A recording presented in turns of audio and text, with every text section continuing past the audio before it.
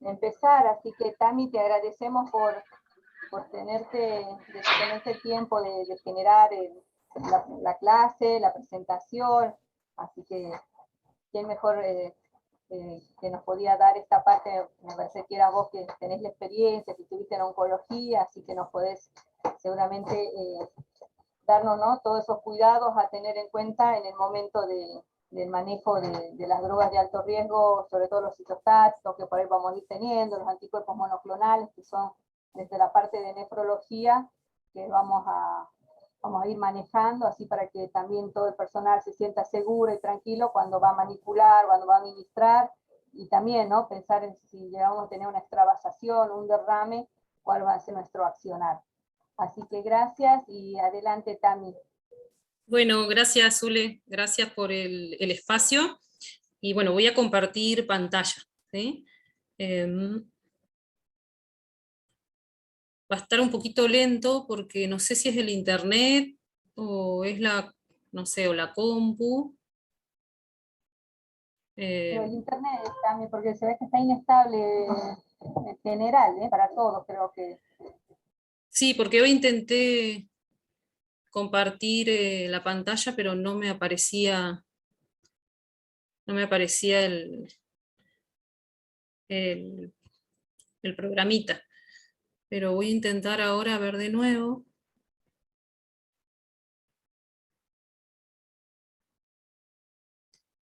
A ver si me aparece un ratito. Dale. Mientras tanto, por ahí le voy contando que esta ya es la penúltima clase. Nos queda una más, que es la parte de infectología. Así que para el próximo miércoles, y ya estaríamos terminando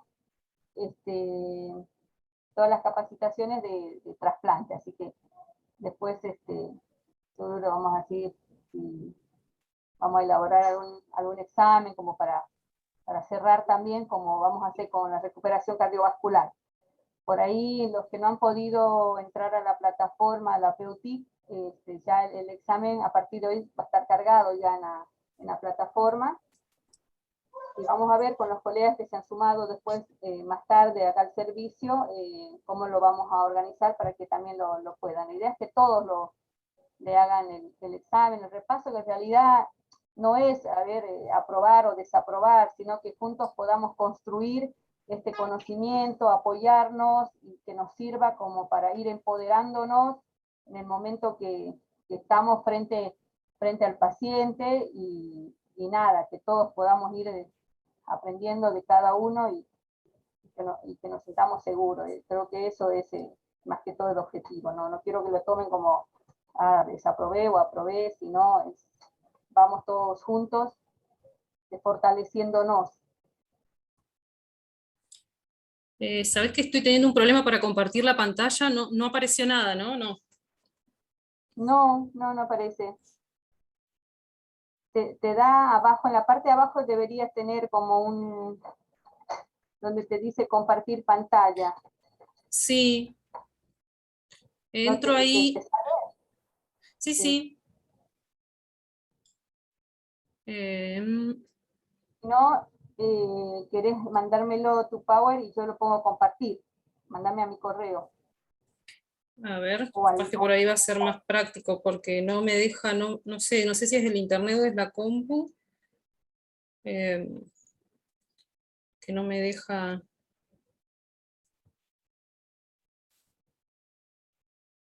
No me deja, no sé, no me deja compartirlo, es raro, pero. Aguanten un ratito, chicos, esto es tecnología. Ya estoy, Mientras ya tanto, yo estoy. por ahí voy aprovechando este espacio para decirles que ayer ingresó un paciente en ARM, así que tenemos un paciente en A13, un paciente que es un shock cardiogénico. El paciente está muy inestable, tiene mucha alta tasa, ¿no?, de mortalidad el paciente. Así que pedirles por ahí en la distribución que seamos muy criteriosos, ¿no?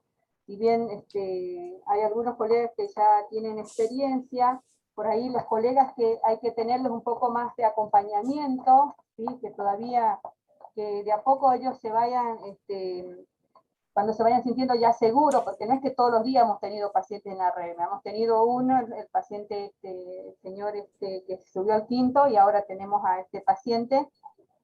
Entonces, por ahí para eso, que ustedes vayan teniendo en cuenta en el momento de la distribución. Hay colegas que por ahí no se animan, y está bien, hay que tenerlos un poco, ¿no? Hasta que ellos se vayan sintiendo más seguros, ¿no? Por ejemplo, Marcela, Ada, que bueno, no tiene manejo y no tiene experiencia, No haber lo puedo estado en subir. una terapia, para que van a recordar más rápido, van a tomar. Igual que a Chigar también, hoy se animó y dijo, bueno, sí, siempre por eso es muy importante el acompañamiento de los que están también en la guardia, ¿no? Decir, bueno, ¿te animás? ¿Cómo te sentís? Y bueno, vamos de a poco. El resto yo creo que ya ha tenido, ya ha pasado como las primeras experiencias, y ya se anima y se sienten más seguras. Así que les pido eso, que vayamos acompañando a estos 3 colegas que, bueno, seguramente de a poco se van a ir ya. También hemos tenido la capacitación, entonces una vez que terminemos con estas capacitaciones, vamos a empezar, que Jorge ya nos tiene preparado también para todo lo que estamos cuidados en ARM. Zule, ¿me mandás tu correo, porfis?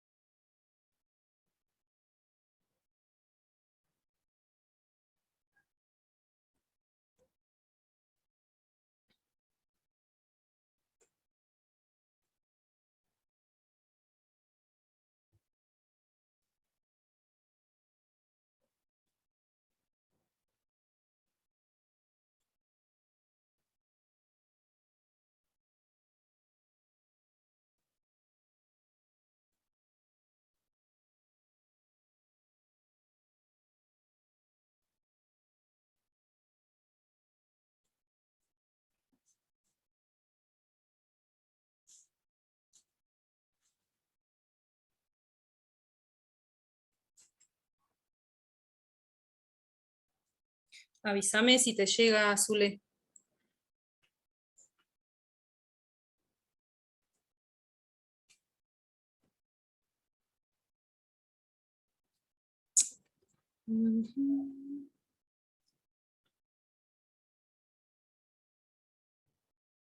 Ahí ya lo puse compartir. ¿Se ve?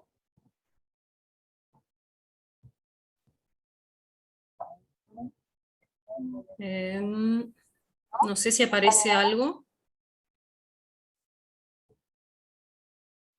A ver, ¿sí?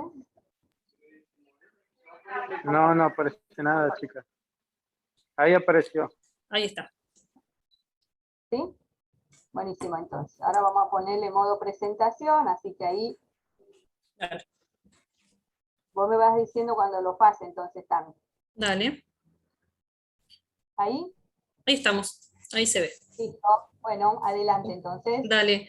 Bueno, como dijo Zule al principio, el tema de la capacitación de hoy es hablar un poquito acerca de los cuidados de enfermería en la manipulación de este tipo de drogas, que si bien no son tratamientos que hacemos muy seguido, no los vemos muy seguidos en el piso, pero de vez en cuando vamos a tener que manipular este tipo de medicación, y bueno, la idea era poder brindar algunos cuidados de enfermería y cómo abordamos algunas problemáticas o algunos efectos adversos que pudieran presentarse durante el tratamiento o durante la manipulación de las drogas.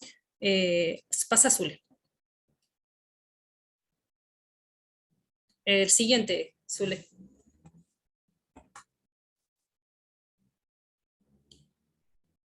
Zule. Ahí está. Primero estaría interesante poder definir lo que es una droga de alto riesgo.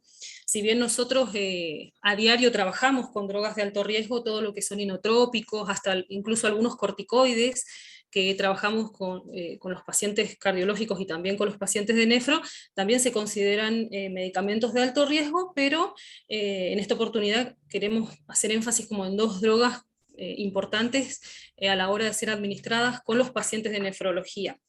Entonces, sería importante primero definir lo que es una droga de alto riesgo. Y según la OMS, define a los medicamentos de alto riesgo como todos aquellos que tienen un riesgo muy elevado de causar daños graves e incluso mortales cuando se presenta alguna alteración en el curso de su administración. Daños graves que ya los vamos a ver cuáles pueden llegar a ser, algunos efectos adversos que tienen que ver con sintomatologías, no solo a nivel de la piel de los pacientes, sino sintomatologías que tienen que ver con la parte respiratoria, con la parte circulatoria, y que son importantes abordarlos con prontitud para evitar daños mucho más graves e incluso en algunos casos pueden llegar a ser mortales. Siguiente, el otro, Zule. Dentro de las drogas más comunes que se utilizan en el servicio de nefrología o para los pacientes de nefro son los pulsos de ciclofosfamida y el rituximab. Estas son dos drogas que el servicio de oncología también las administra, se prepara en farmacia las prepara en un espacio ya destinado para esto, que es una campana, donde el espacio ya está, la infraestructura ya se encuentra destinada a esto, o sea que no se puede preparar en cualquier lugar, sino que se tiene que preparar sí o sí en ese lugar, está destinado para eso, y son dos medicaciones que a nosotros nos va a tocar en algún momento manipularlas. La ciclofosfamida, los pulsos de ciclofosfamida y el rituximab. El siguiente. Bueno, para comenzar, así como un resumen con respecto a las dos medicaciones, como para que tengamos una idea de qué se trata cada una de ellas. Por un lado tenemos la ciclofosfamida, que si bien es un citostático, dentro de la clasificación de los citostáticos se la considera como una droga irritante. Dentro de las medicaciones neoplásicas o citostáticas tenemos como dos o tres grupos, una son los vesicantes, otra los irritantes y los no irritantes. Dentro de los grupos vesicantes tenemos drogas un poco más complejas, como es la doxorubicina, o por ahí los que han estado en contacto con pacientes con tumores y que han podido manipular este tipo de medicación, sabemos que tienen otro tipo de cuidados, pero la ciclofosfamida se la considera dentro de los grupos de drogas irritantes. Después vamos a ver por qué. Porque genera un determinado daño que si fuera una droga vesicante tendría otra consecuencia si se llegara a producir una extravasación. Pero tenemos que tener en cuenta que eso que es una droga que está incluida dentro de las drogas irritantes, según el daño local o tisular que pueda generar en el sitio de punción. Como ya les dije al principio, es un fármaco antineoplásico, es un citostático, y también pertenece a los considerados alquilantes, pero dentro del servicio de nefro o con los pacientes de nefrología se lo utiliza como una droga inmunosupresora. ¿Qué quiere decir un fármaco alquilante? Quiere decir que trabajan sobre las cadenas de ADN, es decir, que se asocian a esto y lo que permiten es que frenan un poco la replicación de la molécula de ADN en las células tumorales. Eso con respecto a las células tumorales, pero en los pacientes en nuestros pacientes de nefro actúa como un agente inmunosupresor. Las afecciones renales indicado, como dije yo, como inmunosupresor a través de los pulsos de ciclofosfamida, y lo que hace es evitar el deterioro renal y retrasa la aparición de otras patologías. Dentro de las patologías más frecuentes que se utilizan en nuestros pacientes tenemos el lupus, o el lupus eritematoso sistémico, que lo que hace los pulsos de ciclofosfamida o rituximab, si es que se eligiera cualquiera de las dos drogas, lo que hace es frenar un poquito el deterioro renal y permitir que la función renal se conserve un poco más. El lupus eritematoso es una de las patologías más frecuentes con la que nos vamos a encontrar en los pacientes que se internan para estos tratamientos, y lo que evita justamente el pulso de ciclofosfamida es que se desencadene una nefritis lúpica, que es como una consecuencia de esta enfermedad, una consecuencia más grave de esta enfermedad. Entonces, los pulsos de ciclofosfamida y el rituximab actúan como inmunosupresores. Es decir, lo que hacen es disminuir el sistema inmune, bajan el sistema inmune para evitar justamente que estas enfermedades que tienen que ver con el sistema inmune se deterioren aún más. Entonces, esa sería un poco la función de la ciclofosfamida, actuar como inmunosupresor. Y dentro de los efectos adversos que tenemos de la ciclofosfamida, podemos encontrar náuseas, vómitos, cefalea, congestión nasal, cistitis hemorrágica. Puse algunos porque en realidad tiene muchos más efectos adversos, pero en dosis mucho más altas. Como nosotros vamos a manipular esta droga en el piso y actúa como un inmunosupresor en realidad por las dosis con las que se manipula la medicación, podemos encontrarnos con este tipo de efectos adversos. Si tuviéramos que manipular esta droga con dosis más elevadas, sí tenemos efectos adversos que son un poco más complicados. Pero de todas formas, hay que prestar igual atención a estos efectos adversos porque hay que actuar en caso de que se presenten en el paciente.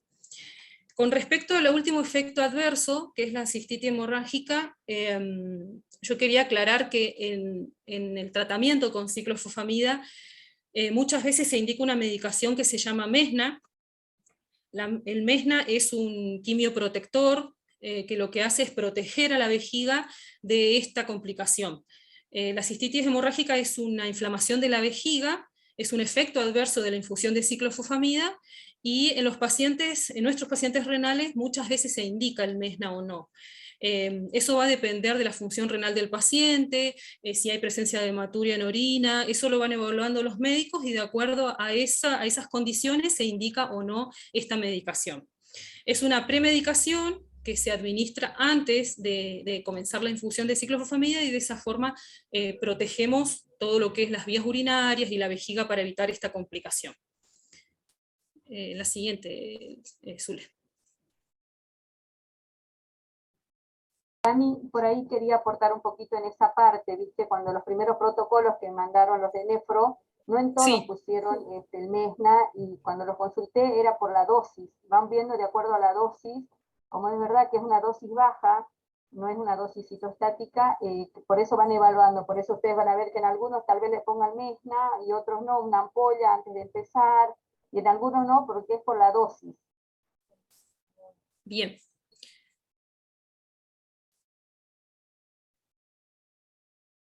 Bueno, la siguiente, Zule. Sí, estoy en eso, pero está medio... A ver voy a... Ay, no me pasa. Está como tildada, ¿no? Sí. Ahí está, me pasó. Dale. Bueno, y la segunda medicación es el rituximab. El rituximab no es un citostático, no es considerado una medicación neoplásica, sino que es un anticuerpo monoclonal, a diferencia de la ciclofosfamida, pero también durante la infusión pueden presentarse algunos efectos adversos, y por eso es considerada también una droga de alto riesgo. Y también se la considera como una droga irritante, por los posibles efectos que pueda llegar a producir sobre la piel, si llega a generarse alguna extravasación. También en las patologías renales se lo indica como inmunosupresor, cumpliría una función similar a la de la ciclofosfamida, pero la diferencia entre esta medicación y la anterior es que la administración conlleva un poco más de tiempo. ¿Qué quiere decir? Que el tratamiento con rituximab es un poco más largo. Si bien la ciclofosfamida, van a ver en la hoja de indicación que se indica administrar a veces entre 30 y 60 minutos, el rituximab es un tratamiento que dura alrededor de unas 4 a 5 horas. Y como es un tratamiento que implica varias horas y que el paciente tiene que estar en el servicio, entonces es importante tener en cuenta algunas cositas como es el tipo de absceso venoso periférico que se va a colocar, el AVOCAT que se va a colocar, la zona donde se va la zona donde va a estar localizada la vía periférica. Entonces hay que tener en cuenta un par de cosas. Y ir evaluando todo el tiempo al paciente en caso de que aparezca alguna sintomatología diferente, ¿sí? a la que el paciente tenía cuando ingresó. El tratamiento con rituximab viene ya como con un protocolo en realidad, en el que se nos va a indicar, la idea era poder mostrarle a través de las filminas un ejemplo del tratamiento de ciclofosfamida y un ejemplo del rituximab, pero bueno, no lo pude conseguir, pero la idea en realidad del tratamiento con rituximab es, una vez que se inicia la infusión, es iniciarla a una determinada velocidad. Siempre es bueno, antes de comenzar con la velocidad de infusión que indica el médico, poder iniciarla a una velocidad un poquito más baja, porque de esa forma nosotros podemos ir evaluando la tolerancia del paciente hacia la droga. Sobre todo la ciclofosfamida, que es un citostático. Si me indican a una determinada velocidad de infusión, siempre es bueno comenzar con una velocidad bajita por unos segunditos y poder ir evaluando la reacción del paciente a la medicación, sobre todo en aquellos pacientes que hacen por primera vez el tratamiento. Entonces el rituximab es un tratamiento largo, como les dije, dura más o menos alrededor de 5 horas. Por eso es importante también que el paciente ingrese temprano a la sala, que se coordine con farmacia, que el paciente esté en condiciones para que la medicación pueda ser preparada, y a medida que pasa el tiempo, la velocidad de infusión de la medicación va aumentando.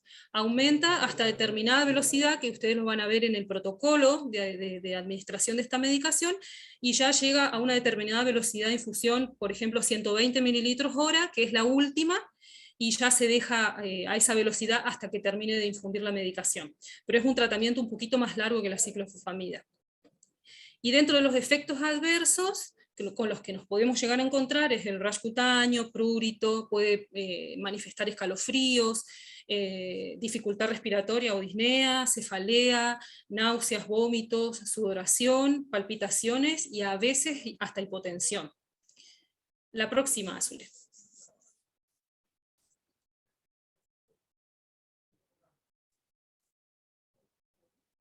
Ahí voy, Está... Sí, sí, sí, sí. ¿Por qué no pasa?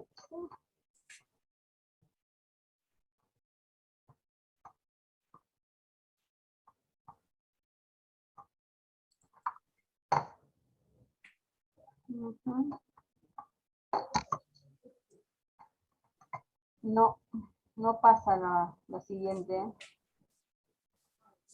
¿No? Se ha tildado, seguramente. Sí, claro.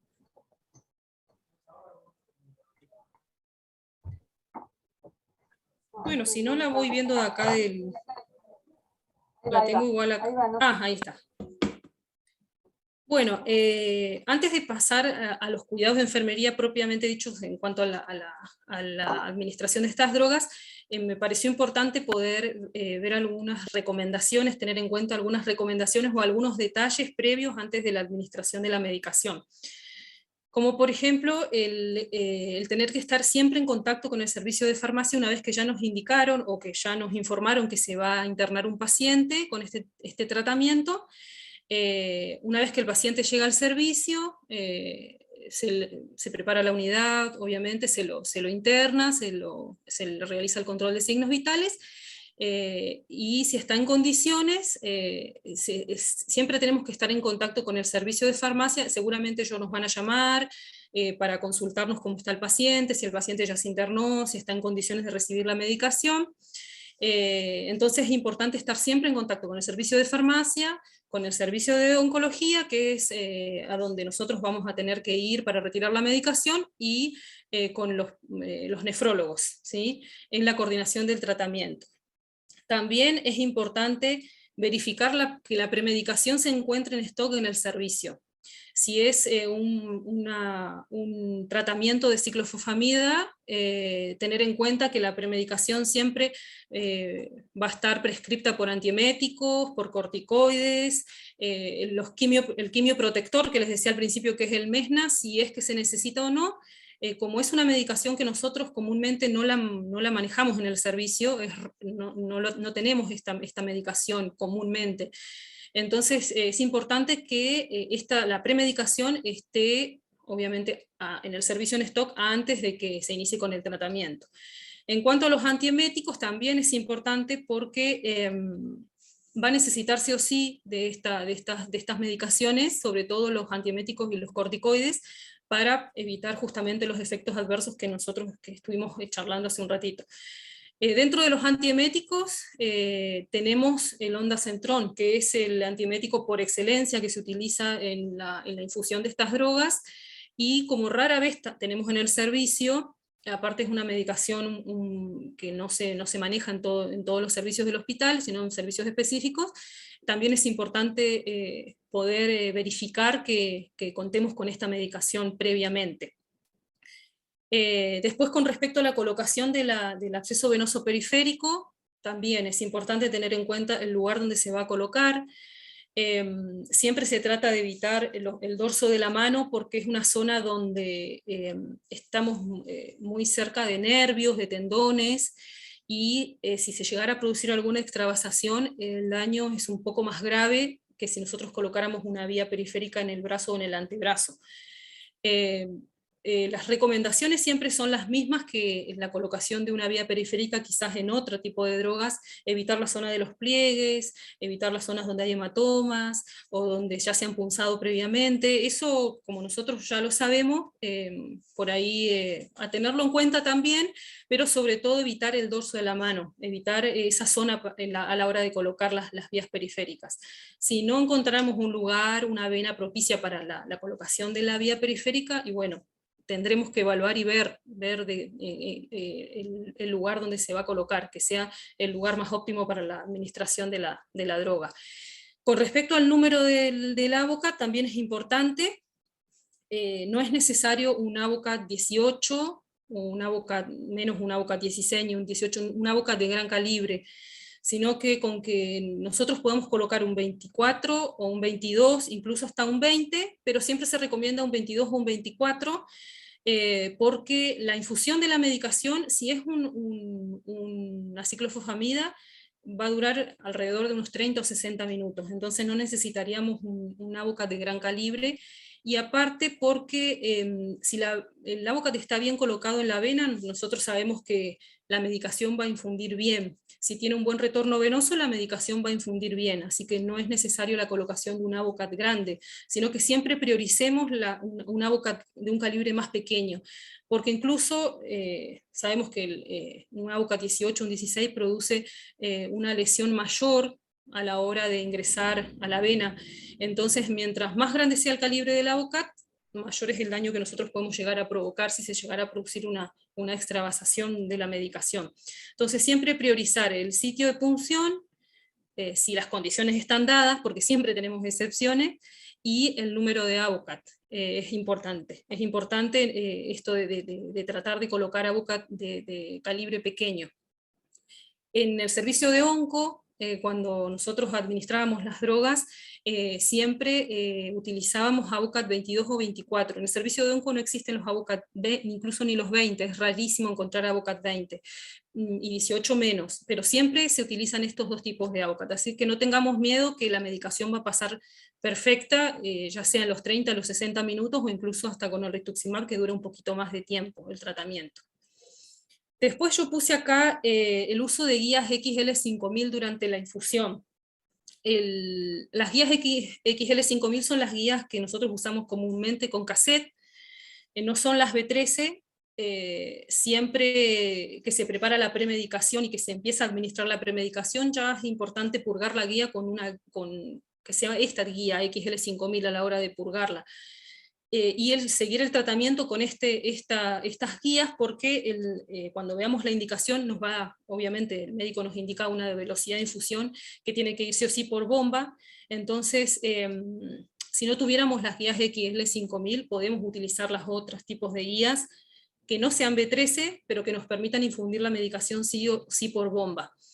Y es importante también el uso de estas guías porque a mí me permite mantener un circuito cerrado durante toda la infusión.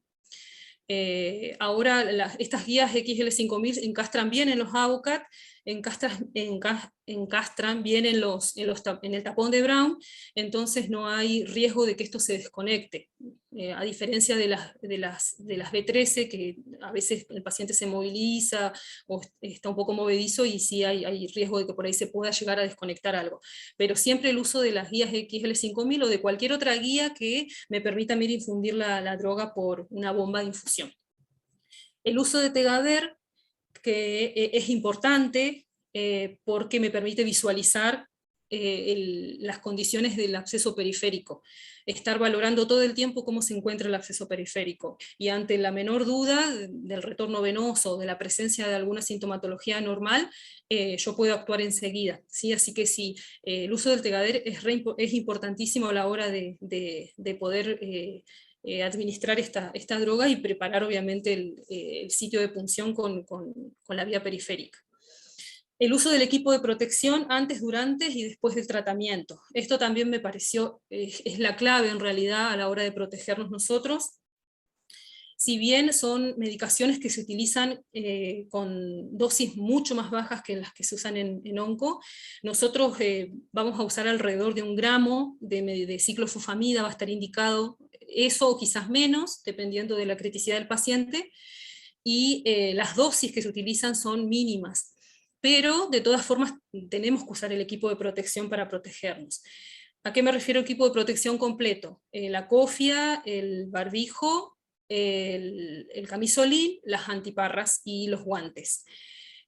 Con el tema del barbijo, que a veces siempre surgen dudas, el uso del barbijo no es necesario el N95, solamente con el barbijo tableteado podemos trabajar tranquilos, porque como ya les dije hace un ratito, las dosis con las que nosotros trabajamos son dosis muy bajas, que actúan, vuelvo a repetir, como drogas inmunosupresoras y no antineoplásicas.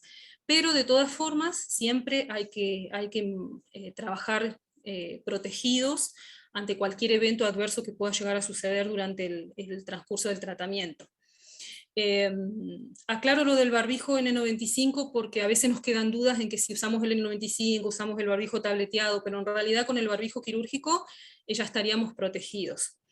El tratamiento, como dura pocas horas y como son pacientes que vienen una vez, o quizás podemos llegar a tener 2 pacientes cada 15 días, entonces no es que estamos constantemente expuestos a la droga. Entonces, también sería un fundamento el hecho de utilizar el barbijo quirúrgico y no el barbijo tableteado.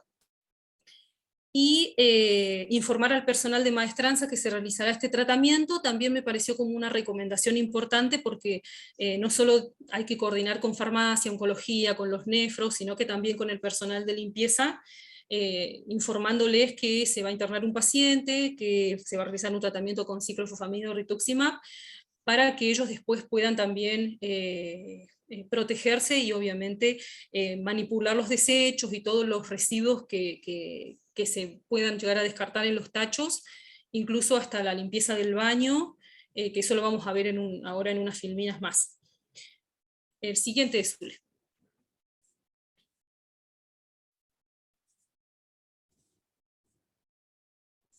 Ahí va, ¿eh?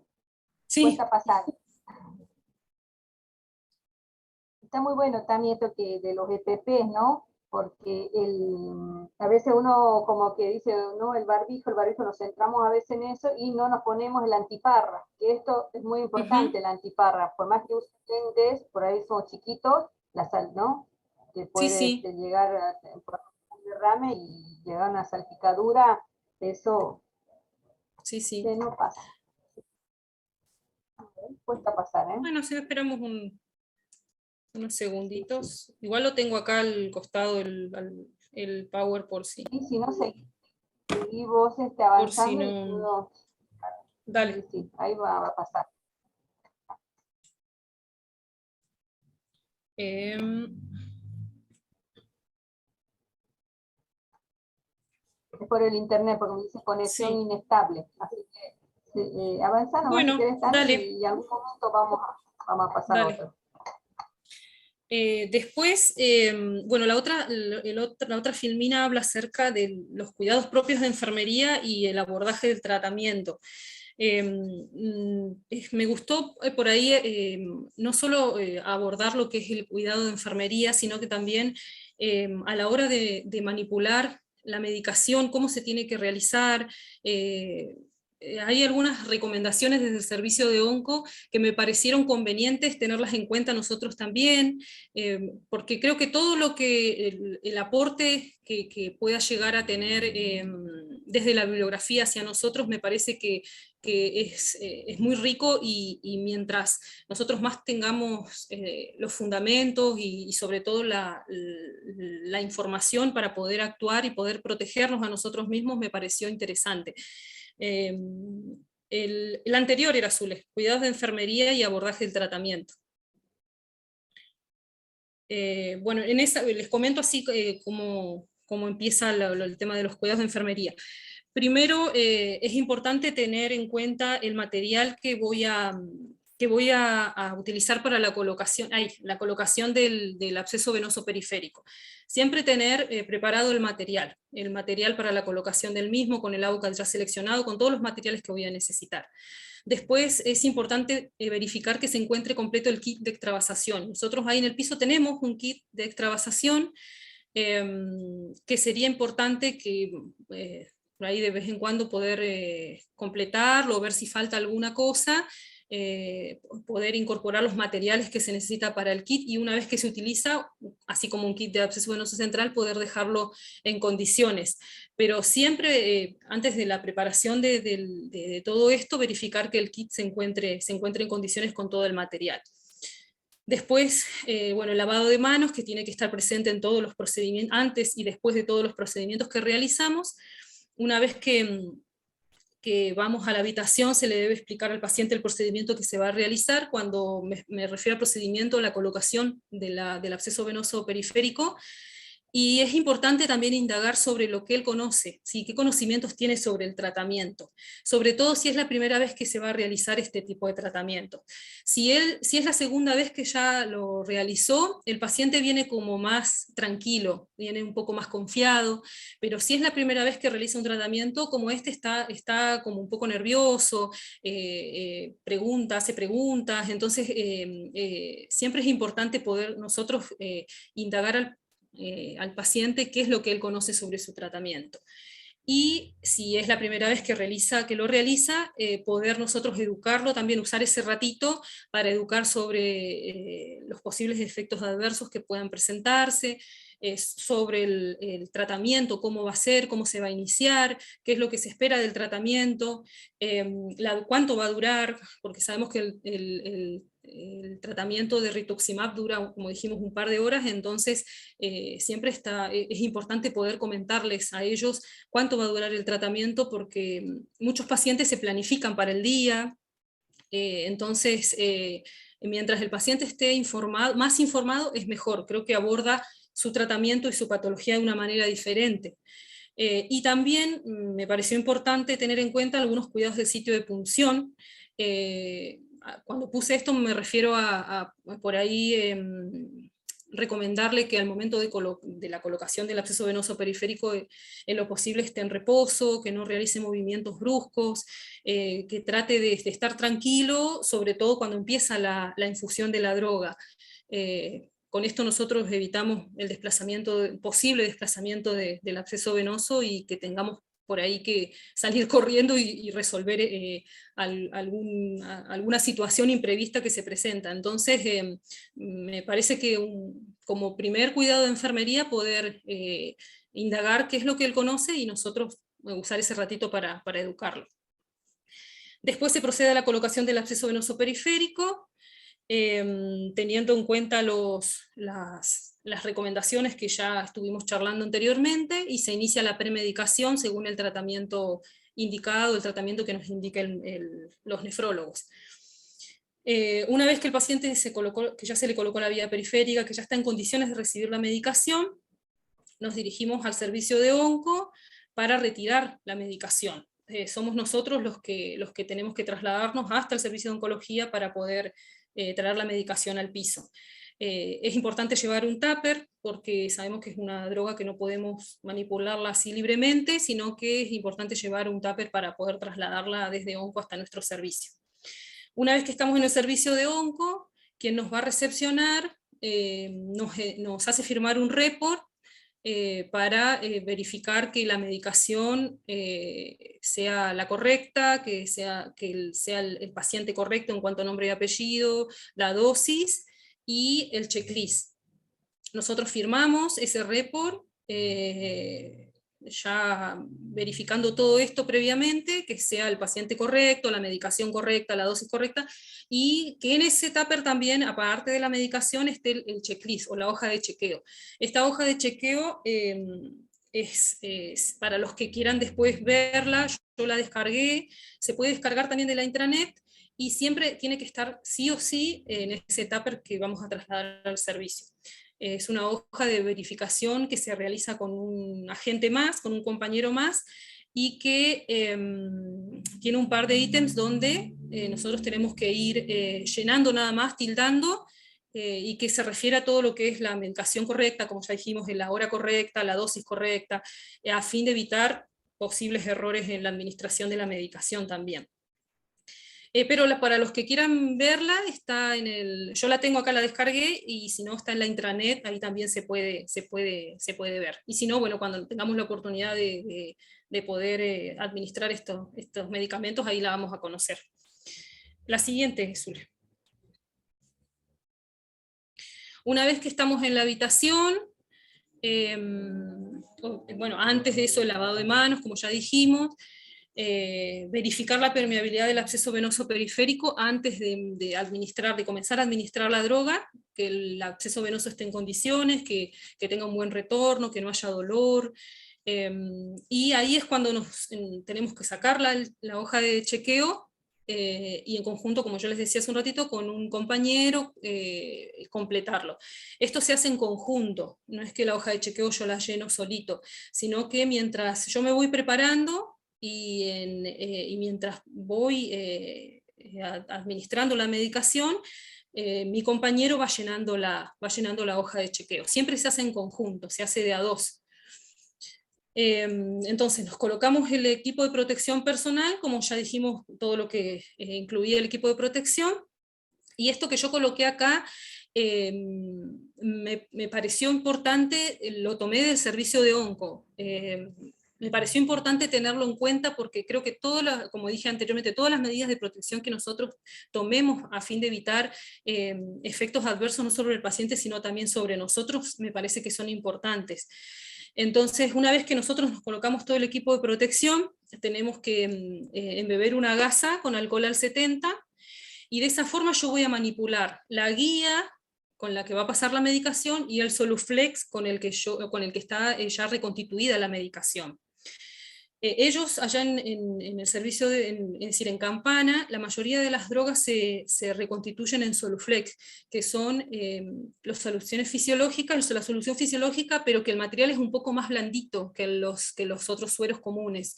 Entonces, es importante que a la hora de que nosotros tengamos que purgar la guía, siempre manipularla, la conexión entre la guía y el Soluflex, con una gasa con alcohol al 70. No tiene que estar mojada, sino que tiene que estar más bien húmeda.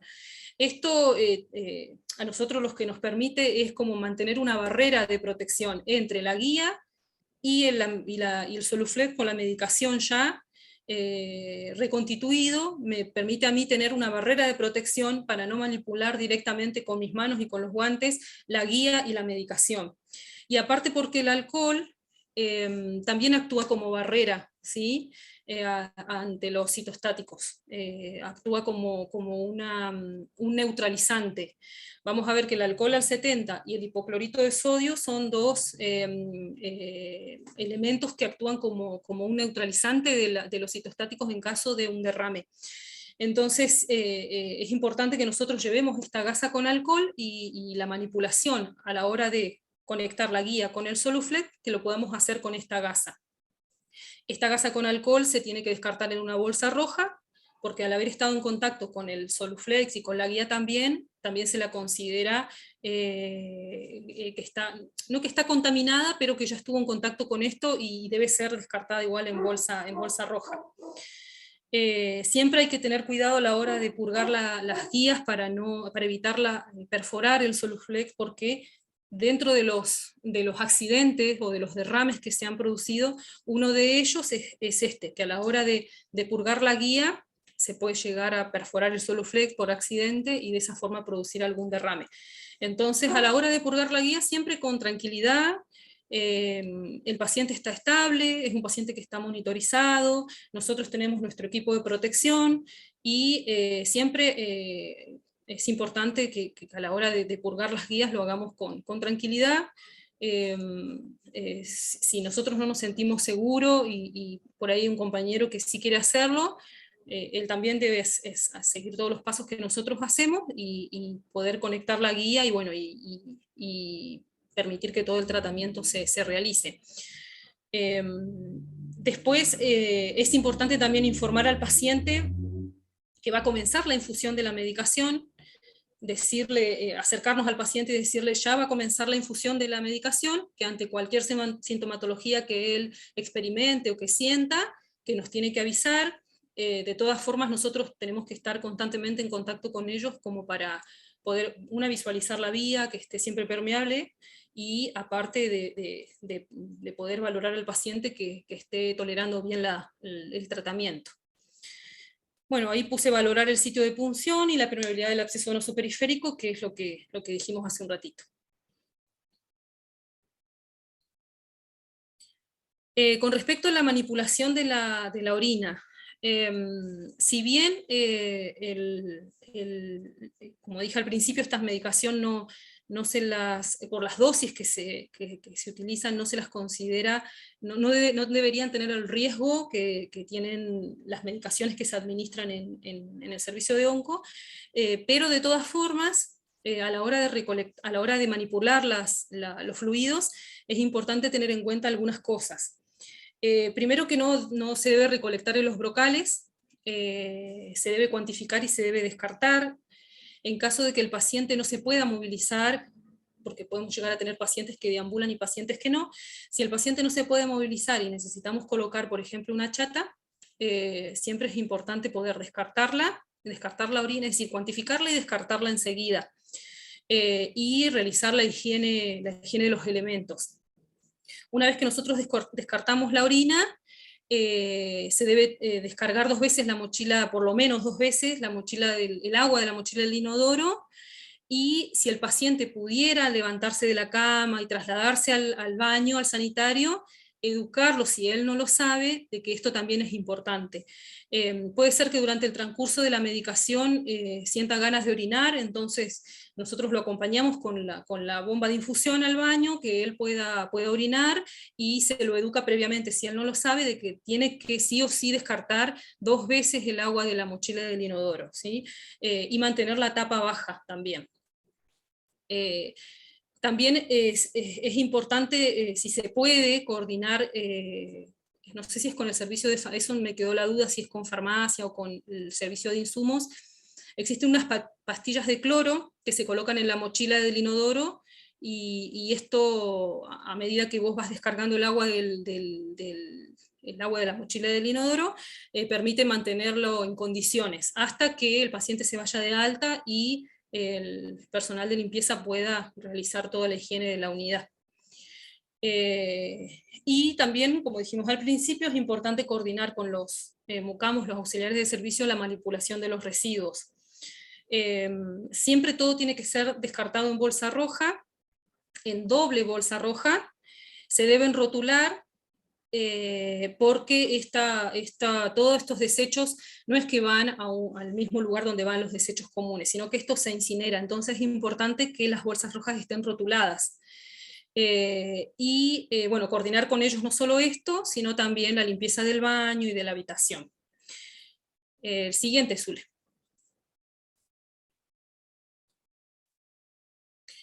Bueno, dentro de las complicaciones, que por ahí era como lo más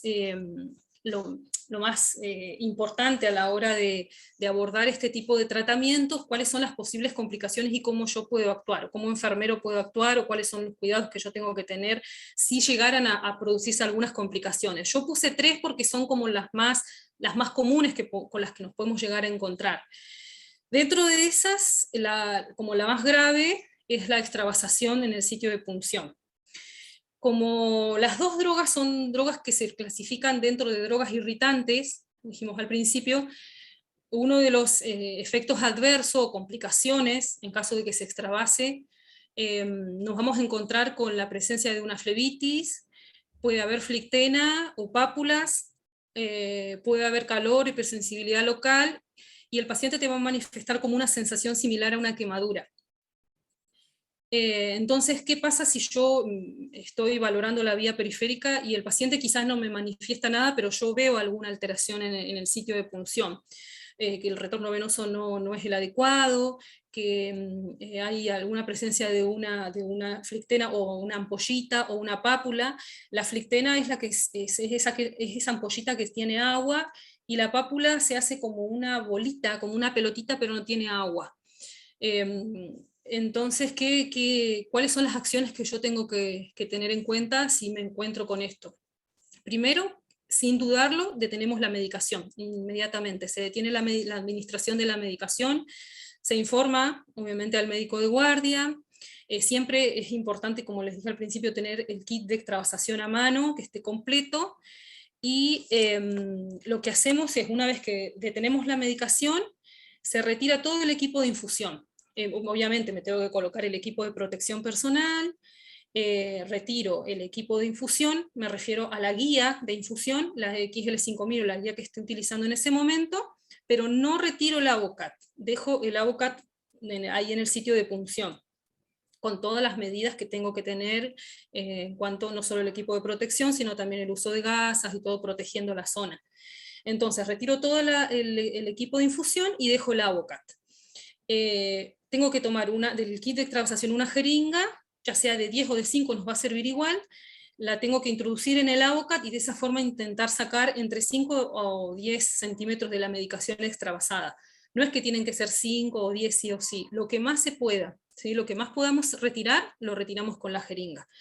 Una vez que hacemos eso, también tenemos que sacar del kit de extravasación algunas cremas con corticoide que deberíamos tener ahí. Esto igual lo va a indicar el médico, porque él tiene que venir a evaluarlo y ver el grado de extravasación.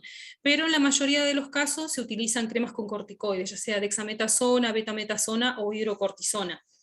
Por eso les puse ahí según indicación médica, pero es importante que nosotros sepamos que seguramente se va a utilizar este tipo de corticoides para tratar la zona de la flebitis.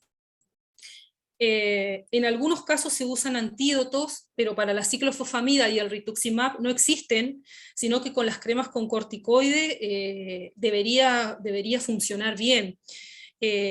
Algunas bibliografías dicen que cuando se forma la flictena, que es la ampolla con agua, lo que se hace es tomar una jeringa de insulina con la agujita incorporada y reventar la ampollita, es decir, introducir la aguja en la ampollita y tratar de sacar ese líquido que se encuentra dentro de la ampolla. Otras bibliografías no lo recomiendan porque duele mucho, es muy doloroso, y aparte porque también dejamos como una entrada de gérmenes, un ingreso de gérmenes es algo como una herida, se considera como una herida abierta en la piel, y que nosotros también exponemos al paciente al ingreso de otros gérmenes. La próxima, Azul.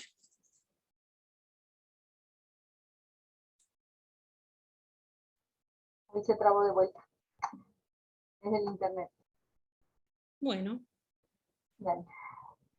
Ahí va a pasar, ¿eh?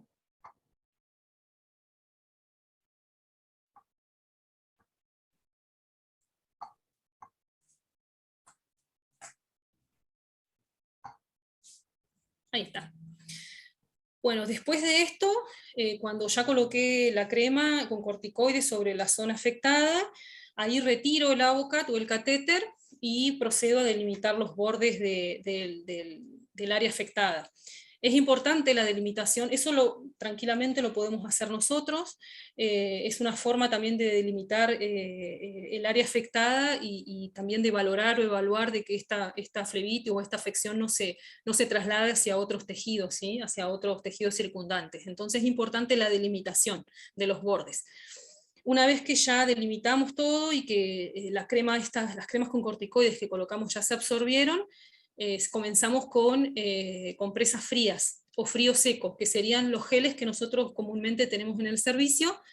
Siempre recordar cubrirlos con algún apósito, porque este tipo de lesiones que se pueden generar por la extravasación es como una quemadura. Entonces nosotros tenemos que tratar de evitar ese contacto directamente del gel frío sobre la piel. Entonces debemos protegerlo con algo, con algún apósito o alguna gasa, y colocarlo sobre la zona extravasada. Tanto el rituximab como la ciclofosfamida, dentro de los cuidados que nosotros como enfermeros externos podemos realizar sobre la extravasación, es el frío, es la compresa con frío seco. Algunos citostáticos, por ejemplo, reaccionan bien con el calor, en el caso de la ciclofosfamida y el rituximab, siempre con compresas frías.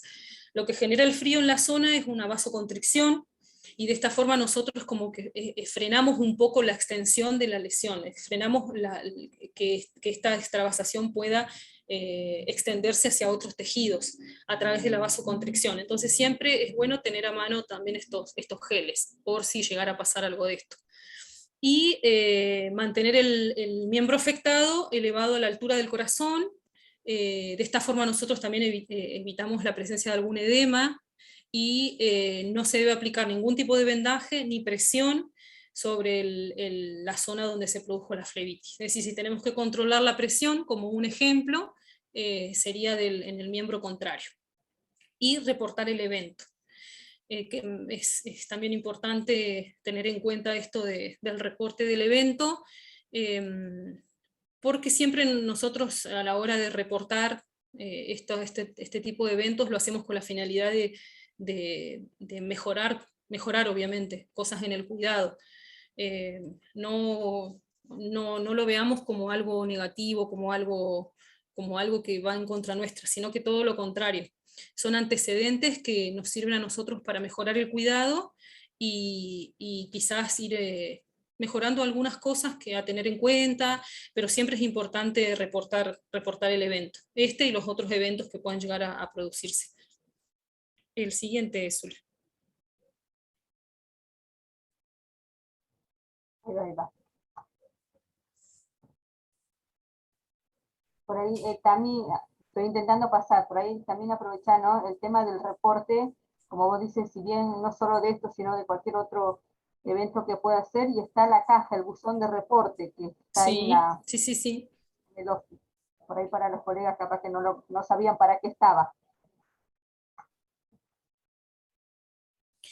Bien, otro de los posibles eventos con los que nos podemos encontrar no solo la extravasación, sino también los efectos adversos propios de la medicación, que es lo que habíamos hablado un poquito al principio. ¿Qué pasa cuando yo comienzo la infusión de la droga y el paciente empieza a manifestar alguno de la sintomatología que les presenté al principio? Es decir, sensación de falta de aire, náuseas, vómitos, este rash cutáneo, esta dificultad respiratoria, que serían como dentro de los efectos adversos los más graves con los que yo me podría encontrar, sobre todo la dificultad respiratoria. A veces puede llegar a experimentar esto de inflamación en la lengua, en la boca. Entonces, lo primero que tengo que hacer, si el paciente me manifiesta algo diferente, detener, al igual que en la extravasación, detener la infusión de inmediato, pero en este caso yo no desconecto el circuito cerrado, no desconecto el perfus ni es decir, la guía XL5000, no la desconecto de la AOCAT, sino lo que hago es detener la medicación y en paralelo coloco un Baxter de solución fisiológica que me va a permitir de esta forma mantener la permeabilidad de la vía. No tengamos miedo en que van a pasar bolos grandes de medicación, porque en realidad yo la conexión la tengo que hacer lo más cercano al AVOCAT, Entonces, de esta forma yo mantengo la permeabilidad de la vía, porque muchas veces con ciertas medicaciones esos efectos adversos se minimizan, es decir, desaparecen y se puede continuar. Entonces yo de esta forma mantengo la permeabilidad de la vía y no tengo que estar colocando otra vía en caso de que perdamos esa que ya tenía el paciente previamente. Se informa al médico de guardia, y hay algunas intervenciones como enfermeros que yo puedo empezar a realizar previamente hasta que llegue el médico. Si el paciente me manifiesta una sensación de falta de aire, disnea, obviamente está monitorizado. Si veo alguna alteración en los signos vitales como la saturación o la frecuencia respiratoria, tengo que colocar oxígeno, ya sea cánula nasal o en este caso máscara reservorio, que es lo que estamos utilizando ahora en el piso. Yo puedo hacerlo. Coloco oxígeno al paciente y esperar hasta que el médico pueda llegar a la sala y administrar la medicación indicada. Por lo general son corticoides o antihistamínicos que permiten contrarrestar los efectos adversos de la medicación. Eso lo va a indicar el médico, por lo general la hidrocortisona, la dexametasona, son corticoides que van muy bien con los efectos adversos y que contrarrestan esta sintomatología que el paciente pueda llegar a tener. Y reportar el evento también, así como la extravasación de la medicación, también es importante que este evento sea reportado.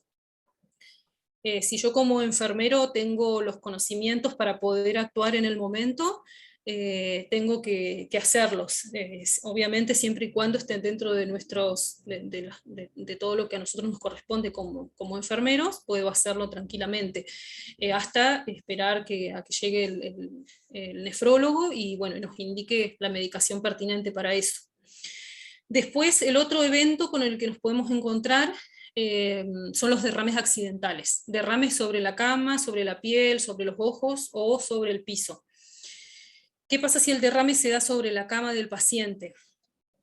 Bueno, lo primero que tengo que hacer es utilizar el equipo de protección personal y tengo que realizar el cambio de ropa de cama, sí o sí, no hay otra manera de abordar esto.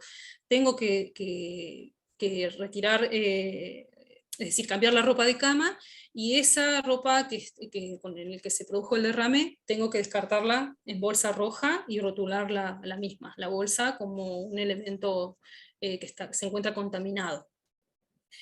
¿Qué pasa si el derrame se produce sobre la piel del paciente o sobre nuestra piel? Tengo que lavar con agua de la canilla, agua corriente, la zona afectada por 10 o 15 minutos e ir valorando el estado de la piel. No hay que colocar ninguna loción, no hay que colocar ninguna medicación, a no ser que la zona donde se derramó el citostático o la medicación se encuentre irritada o haya alguna lesión, pero si es una piel que está íntegra, se debe lavar por 10 o 15 minutos con agua de la canilla y no colocar ningún tipo de detergente, ni clorexidina, ni jabón, nada de eso, sino que solamente con agua. Y seguir valorando el estado de la piel. ¿Qué pasa si el derrame se produce sobre los ojos?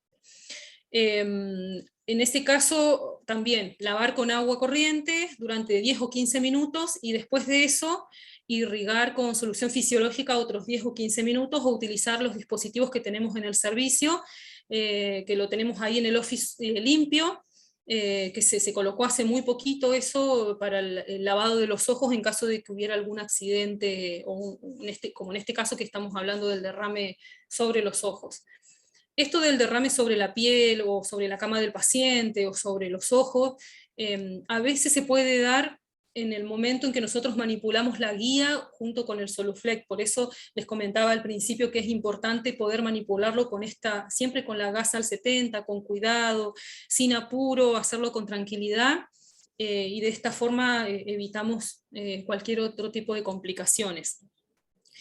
Y también me pareció importante recalcar que cuando se producen este tipo de eventos, cualquiera sea, la extravasación, el derrame o algún efecto adverso que el paciente pueda manifestar, siempre abordar el evento con calma, con tranquilidad.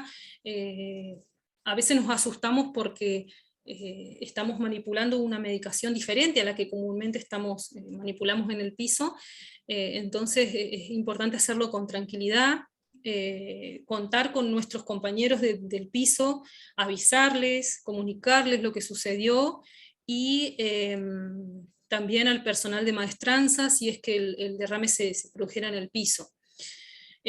Ahí, como coloqué en el cuarto punto, si el derrame se diera en el piso de la habitación, tenemos que avisar al personal de maestranza. Se debe tratar de aislar el área, que por lo general no es que el derrame se va a producir en grandes cantidades, a veces son pequeñas gotas, o no es que es una gran cantidad de medicación, pero siempre, independientemente de la cantidad, avisar al personal de maestranza, avisarles a nuestros compañeros y tratar de aislar el lugar. ¿Cómo lo aislamos? Y en lo posible cerrar la puerta de la habitación. Lo que tengo que hacer es, obviamente, con el equipo de protección, colocar toallas de papel, las toallas que tenemos en el servicio, sobre el derrame o algún apósito, y esperar a que este se absorba por completo. Tiene que absorberse bien para poder desecharlo en las bolsas rojas, porque a veces puede llegar a pasar que, dependiendo de la cantidad de medicación, podemos quizás gotear medicación en otro lugar de la habitación y quizás no nos damos cuenta. Entonces es importante verificar que esto se absorba bien, y tener el tacho con bolsa roja cerca del lugar, para poder desechar lo más rápido posible esto en las bolsas rojas. De esta manera nosotros lo que evitamos es la oralización de la medicación, que, si bien vuelvo a repetir, son dosis bajas, no son las dosis que se manipulan en el servicio de oncología, pero también tenemos que, igual, de todas formas, mantener los cuidados para evitar esto. Una vez que el derrame ya se absorbió, que desechamos todo en bolsa roja, se coordina con el personal de maestranza para que ellos puedan hacer la posterior limpieza del lugar. La bibliografía o el manual de oncología, que es del año 2014 y todavía creo que no se ha actualizado, recomienda el uso de agua con hipoclorito de sodio al 10. Lo que no se debe mezclar ni con detergentes ni con ningún otro artículo de limpieza, sino que solamente agua e hipoclorito de sodio al 10. Algunas bibliografías por fuera del manual del servicio de onco hablan de utilizar alcohol al 70 y otros el sulfa 6, pero eso nosotros por lo menos no lo tenemos en cuenta dentro del manual, sino que el manual de derrames habla acerca de agua solamente con hipoclorito de sodio al 10. Es importante también, cuando hablamos de coordinar con el personal de maestranza, que ellos también tengan los conocimientos, se encuentren en condiciones o adiestrados a la hora de actuar cuando se generan este tipo de eventos. Y si ellos no tienen los conocimientos o por ahí desconocen cómo poder abordar estos eventos adversos, nosotros también podemos acercarnos a ellos y hacerles las recomendaciones. Así que siempre es importante trabajar en equipo cuando se produce este tipo de situaciones. Bueno, y fue algo que puse al final, que ante cualquier evento que tuviera lugar antes, durante y después de la manipulación de la medicación, es importante mantener la calma, utilizar en todo momento el equipo de protección personal y coordinar con todo el equipo de salud para la resolución del mismo. Esto nos permite protegernos a nosotros, obviamente, proteger a nuestro compañero y de esa forma proteger la integridad del paciente, que también es lo más importante. Así que bueno, creo que es todo.